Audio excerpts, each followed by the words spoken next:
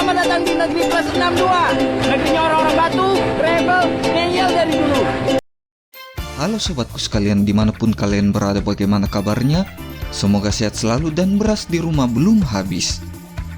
Kembali lagi bersama saya Joe Smith yang akan merangkum sebuah film dari negara Annyeonghaseyo yang berjudul Confidential Assignment tahun 2017. Seperti judulnya yang berarti penugasan rahasia, film ini berkisah tentang seorang polisi dari Korea Utara yang bekerja sama dengan polisi dari Korea Selatan untuk menangkap seorang buronan dari negaranya, yang dimana mereka harus saling menjaga rahasia dari misinya tersebut. Oke lah, kalau begitu tidak usah berlama-lama lagi. Ini dia alur ceritanya.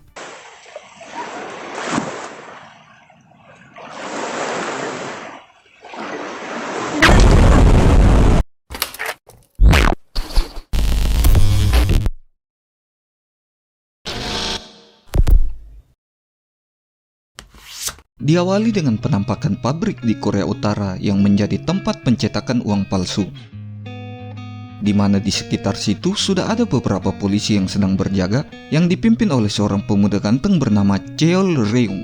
Kita panggil saja Chul, soalnya kalau Cheol takutnya kepleset jadi Beol. Lanjut, petugas Chul juga mempunyai seorang istri cantik yang ternyata seorang polisi yang bernama Hwa Reung, yang selalu setia menemaninya.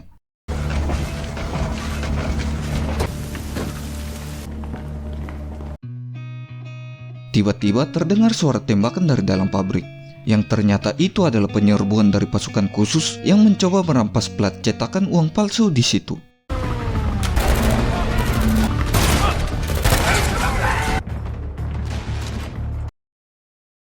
Mendengar keributan itu, petugas Chul meminta arahan dari atasannya untuk segera masuk dan bertindak. Akan tetapi atasannya menyuruhnya untuk tidak gegabah dan sebaiknya menunggu bala bantuan. Karena tak ingin penjahat itu lolos, akhirnya petugas Chul berinisiatif untuk menggerakkan pasukannya melakukan penyergapan itu.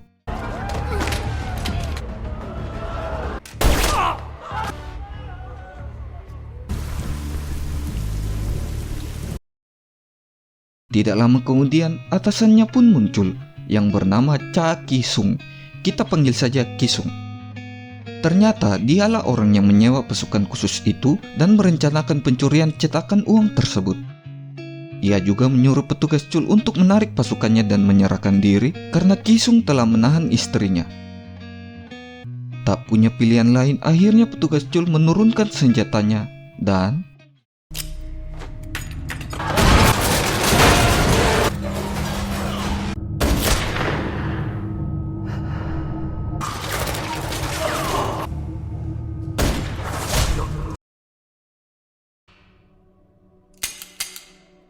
수로 내 가져간다고. 응? 내 이 위대한 내가 처음부터 니들이 싫었다. saat pagi menjelang, di markas komando militer Korea Utara sedang mengadakan rapat investigasi dari kasus pemberontakan tersebut. Rapat itu dipimpin oleh sang jenderal yang bernama Won Hyung Sol. Mereka sedang membahas tentang pencurian plat cetakan uang tersebut yang telah dirahasiakan oleh negaranya. Mereka pun takut jika negara lain tahu kalau Korea Utara telah mencetak uang palsu itu dan pastinya akan terjadi suatu peperangan. Lalu mereka sudah melacak keberadaan Ki-sung yang ternyata telah kabur ke negara tetangga Korea Selatan, tepatnya di kota Seoul. 2010년 위패 파동 이후 당에서는 Scene lalu berpindah di kota Seoul, di mana tampak seorang polisi epik yang sangat rupawan bernama Kang Jin-tae. Dia sedang melakukan pengejaran pada seorang penjahat kelas 3 yang sudah diincarnya belakangan ini.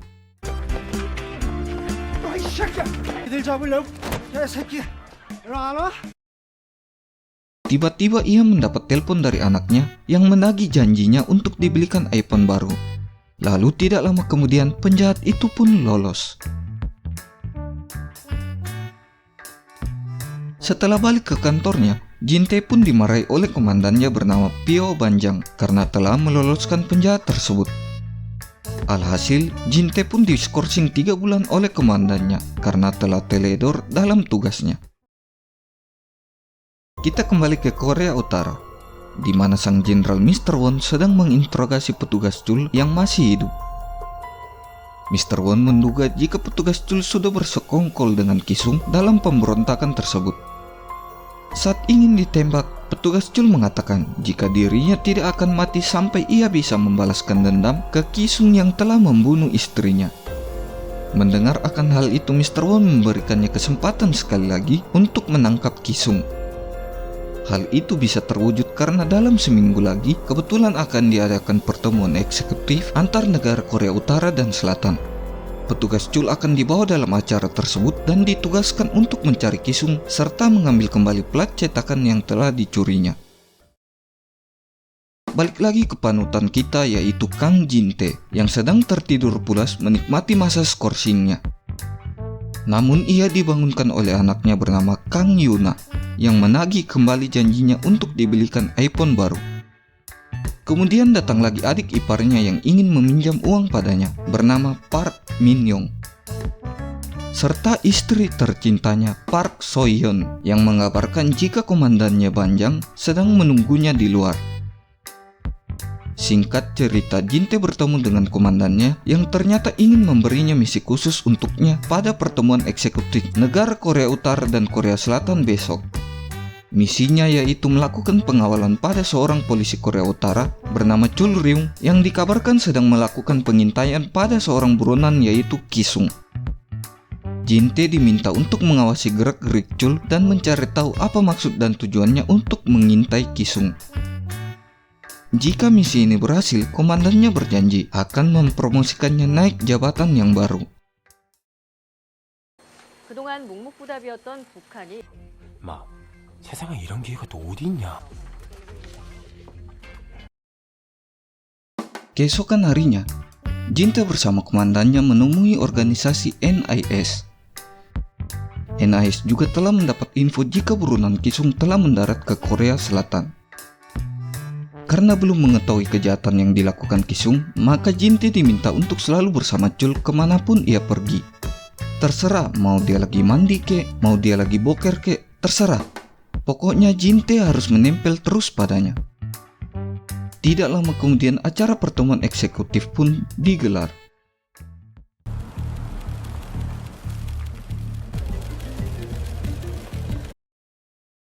있던 보아인데 지금은 남쪽에서 밀수를 하고 있대. 동반 확보하라. 시간이 3일밖에 없어. 어디? 남조선에선 조심하라. Petugas Chul yang sudah bersiap menjalankan misinya lalu dijegat oleh Jin-tae yang sudah menunggunya dari tadi. 임철령 형사 맞으시죠? Tidak lupa Jin-tae menyita pistol milik Chul dengan alasan keamanan. Setelah itu mengajaknya makan ke sebuah restoran. Sesampainya di sana, petugas Chul tidak banyak berbicara karena harus merahasiakan misinya kepada Jin-tae. Begitupun juga dengan rahasia negaranya yang mencetak uang palsu pun harus dirahasiakan. Sebaliknya, Jin-tae diberi tugas untuk mengetahui alasan kenapa Korea Utara mengincar Kisung dan menjadikan buronan mereka. 그거 저 인공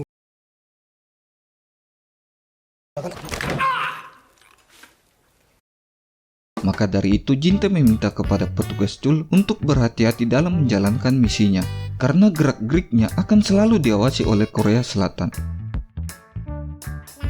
Setelah itu, dengan informasi yang ia dapatkan, petugas Chul meminta untuk diantarkan ke sebuah lokasi yang diduga menjadi tempat persembunyian anak buah Kisung. Mendengar akan hal itu, Jin-tae langsung mengirim laporan kepada NIS agar segera menyelidiki tempat tersebut. Hal ini membuat Chul marah karena tindakan Jin-tae telah membuang-buang waktunya. Maka dari itu, petugas Chul pun memborgol Jin-tae dan segera kabur untuk menyelidiki tempat tersebut. 야, 철령 씨, 저거 완전 미친 6918. Di lokasi tersebut, anak buah Kisung yang bernama Park Myung-ho, kita panggil saja Kribo, sedang melakukan transaksi narkoba pada sekelompok gangster di situ. Setelah semua selesai, ia pun beranjak pergi. Tapi tidak lama kemudian petugas Cul yang sudah sampai di lokasi langsung meringkusnya dan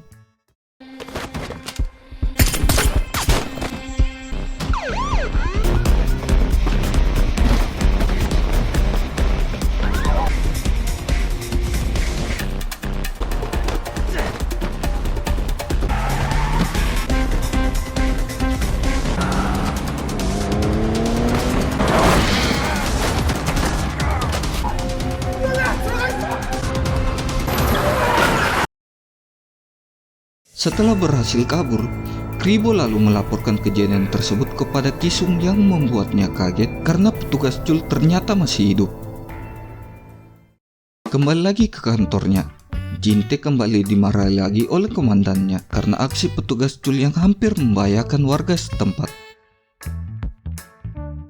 Jinte pun marah balik karena komandannya tidak memberitahunya jika misinya itu sangat berbahaya. Sampai-sampai tidak ada seorang pun polisi yang mau mengambil misi rahasia itu selain dirinya karena sudah banyak korban polisi sebelumnya yang mati dalam menjalankan misi seperti ini.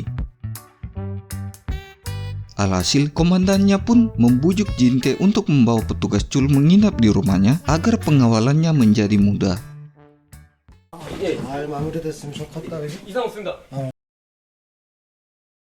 Sesampainya di rumah, Minyong, adik ipar Jinte, langsung terpesona oleh ketampanan petugas Cul. 가상이니까 그냥 맘 편하게 있어. 그럴 만한 그 오라고 그랬죠.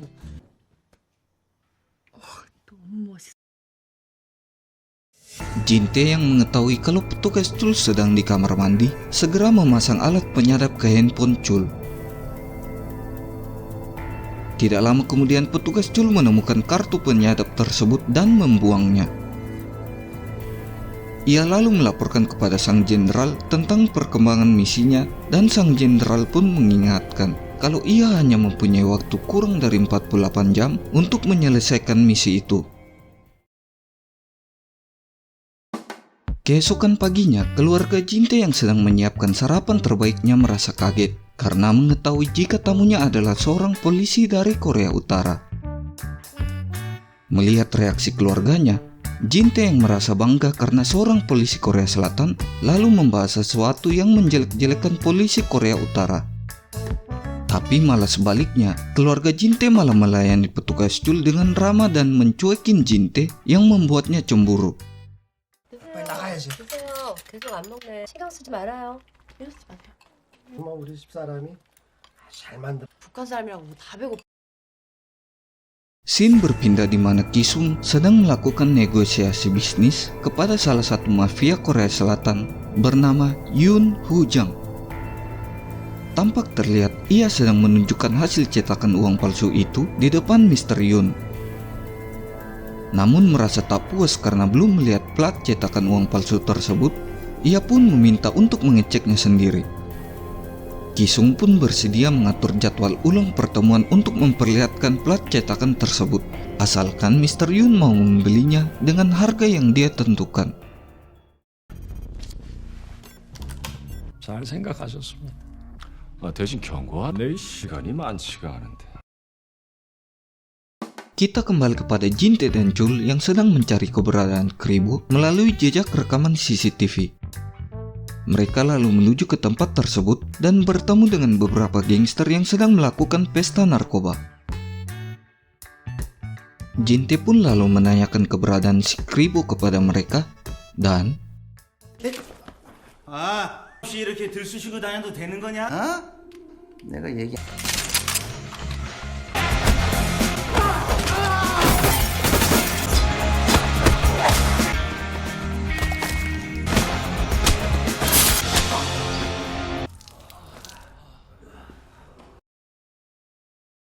kemudian Jinte mendapat info dari komandannya yang berhasil melacak keberadaan si Kribo di suatu tempat perjudian. Tanpa disadarinya, petugas Cul mendengar hal itu karena sudah menyadap HP Jinte. Mereka lalu menuju ke lokasi perjudian namun tidak menemukan Kribo di sana. Setelah terus mencari, akhirnya petugas Chul mendapatinya, yang ternyata Kribo sedang melakukan transaksi senjata kepada tangan kanan Kisung yang bernama Dongji. Setelah melakukan transaksi, Kribo mengatakan bahwa dirinya ingin berhenti melakukan hal tersebut. Akan tetapi,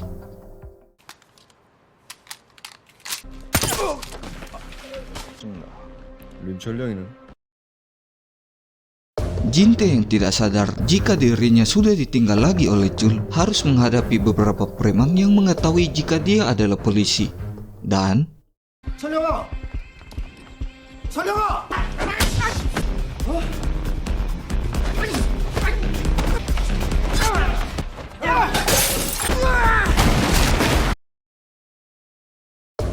sementara petugas Chul yang sudah sampai di gang itu langsung menghampiri Dongji dan aksi baku hantam pun terjadi.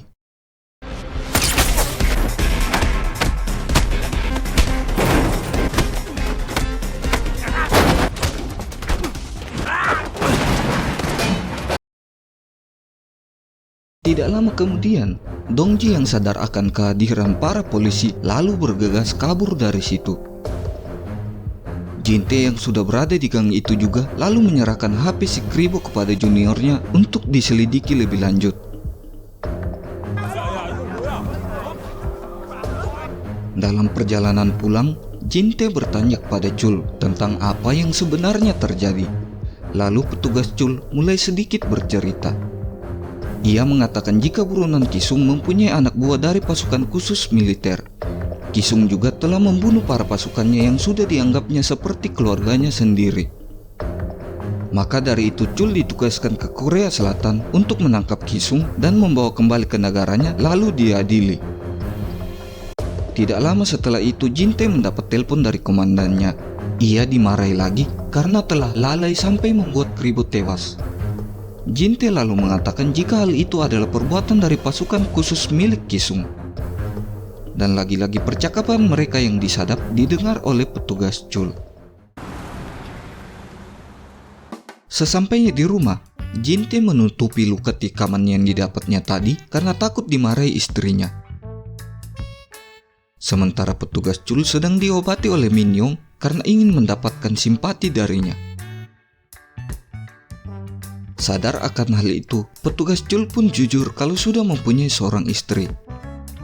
Hal itu sontak membuat Minyong malu, lalu meninggalkannya. Cowok begini nih yang menjadi salah satu panutan. Saat tengah malam, Minyong diam-diam masuk ke dalam kamar Chul untuk menyatakan perasaannya. Akan tetapi, 그 여자 사랑해요? 그럼요. 사랑하디요. keesokan harinya, NIS mendapatkan selembar uang palsu yang ditemukan pada jasad Kribo. Kemudian Jinte yang sedang makan malam mendapatkan info dari komandannya jika HP-nya telah disadap. 네, 더 갖고 가. Jinte juga diberitahu jika Kisung sebenarnya telah menculik plat cetakan uang palsu yang dirahasiakan oleh Korea Utara. Ia juga diberitahu jika Kisung akan melaksanakan transaksi jual beli plat tersebut kepada seorang mafia di sebuah resort yang telah dilacak NIS.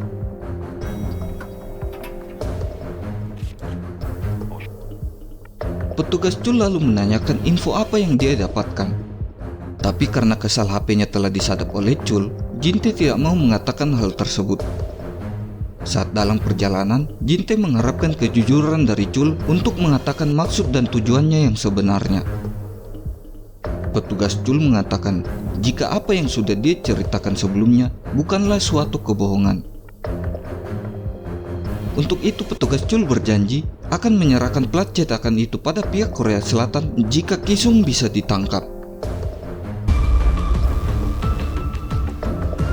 Sesampainya di lokasi, petugas Chul meminta Jinte untuk tidak ikut campur dalam penyergapan tersebut. Ia pun memberikan sedikit uang imbalan padanya dengan alasan agar Jinte bisa membelikan iPhone baru pada anaknya.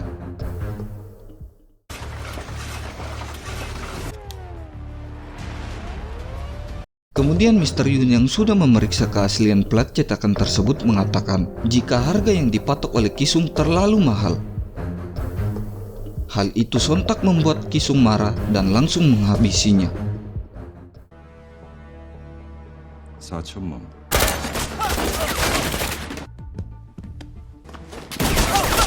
이렇다.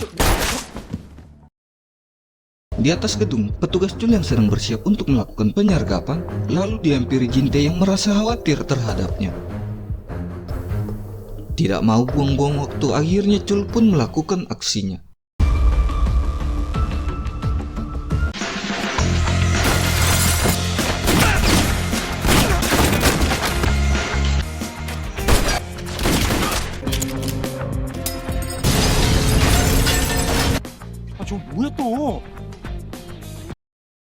Kemudian Kisung beserta pasukannya yang berhasil kabur lalu dikejar oleh Jinte dan petugas Jul.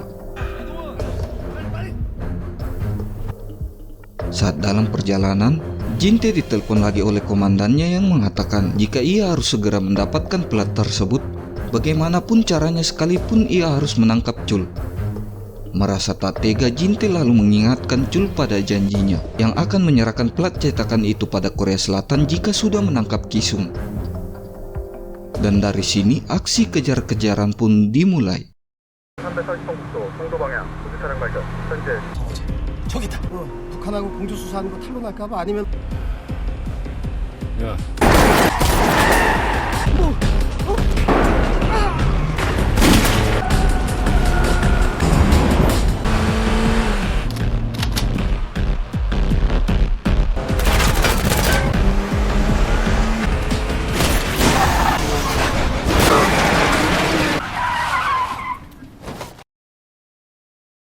Sembari menodongkan pistolnya, Jul bertanya kepada Kisung kenapa berbuat hal seperti ini. Kisung menjawab jika semua pemerintahan Korea Utara sama saja busuknya seperti dirinya. Tiba-tiba Jinte datang untuk menghalangi petugas Jul, sehingga kesempatan itu diambil Kisung untuk melompat dari jembatan. Petugas Jul pun marah karena perbuatan Jinte yang membuat Kisung berhasil kabur.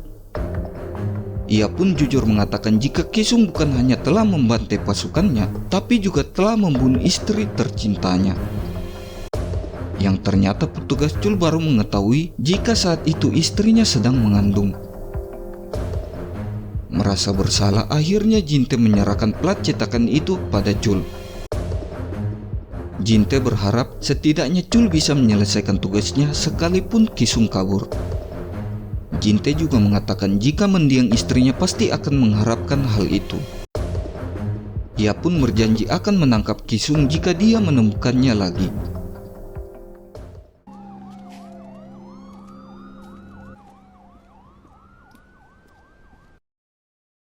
Kemudian petugas Jul menyerahkan plat cetakan tersebut kepada sang jenderal Mr. Won.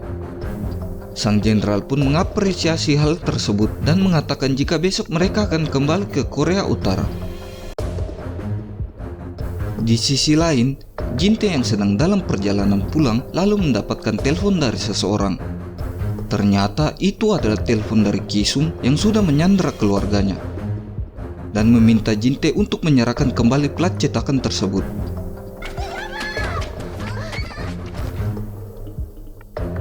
Jinte yang sedang bingung kemudian menelpon Jul untuk membantunya menyerahkan plat tersebut kepada Kisung yang sudah menyandra keluarganya. Mendengar akan hal itu, petugas Jul lalu meminta izin kepada sang jenderal untuk menyelamatkan keluarga Jinte. Meskipun permintaan itu ditolak, petugas Jul tetap pergi untuk membantu Jinte. Di sisi lain, Jinte yang sudah tiba di lokasi pertemuan lalu bergegas menyelamatkan keluarganya yang ternyata sedang diikat dan dipasangi bom waktu.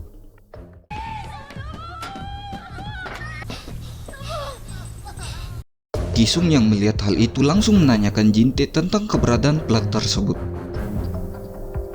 Karena tidak memiliki plat itu, Jinte meminta tolong agar nyawa keluarganya diganti oleh nyawanya saja. Merasa dibohongi, akhirnya Kisung meminta pasukannya untuk menembak Jinte. Dan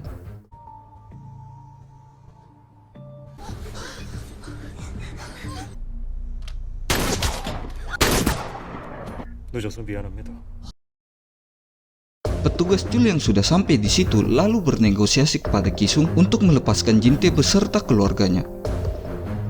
Ia pun menunjukkan sebagian dari plat cetakan itu untuk membuktikan perkataannya. Setelah itu petugas Chul menunjukkan sisanya jika Kisung ingin mengambilnya.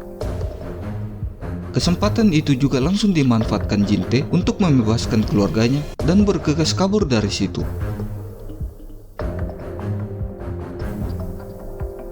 Di dalam perjalanan, Jinte mengkhawatirkan keselamatan Chul yang telah menolong mereka. Alhasil istrinya pun menyuruhnya kembali untuk membantu petugas Chul dan berhati-hati agar bisa selamat. 나 형사잖아. Di lokasi, petugas Chul yang menaruh dendam kesumat pada Kisung mulai membantai anak buahnya satu persatu.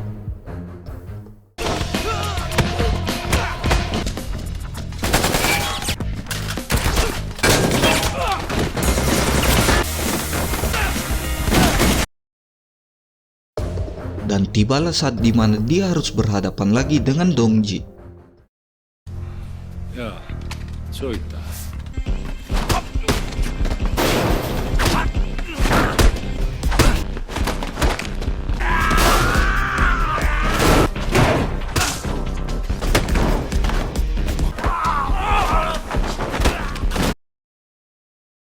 Kisung yang melihat perkelahian itu lalu melepaskan tembakan ke arah Chul dan mengenainya. Chul dengan sigap berlindung di balik tubuh Dongji agar tidak terkena tembakan lagi.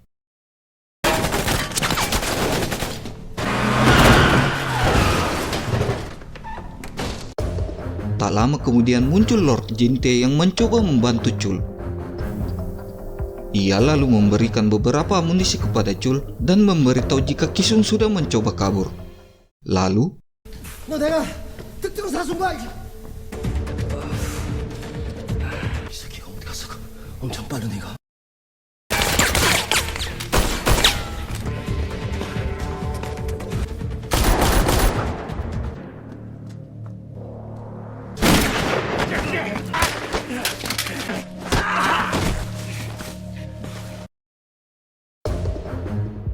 Lord Jinte pun muncul dan langsung menembak Kisung. Karena terluka, Kisung mencoba kabur lagi, tapi langsung ditangkap oleh Lord Jinte.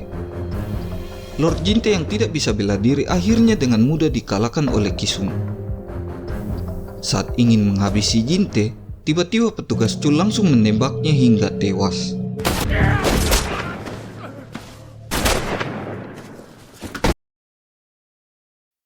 Merasa dendamnya sudah terbalaskan, petugas Chul lalu memberikan plat cetakan itu kepada Jinte. Ia berharap dengan plat itu Jinte bisa mendapatkan penghargaan dari negaranya.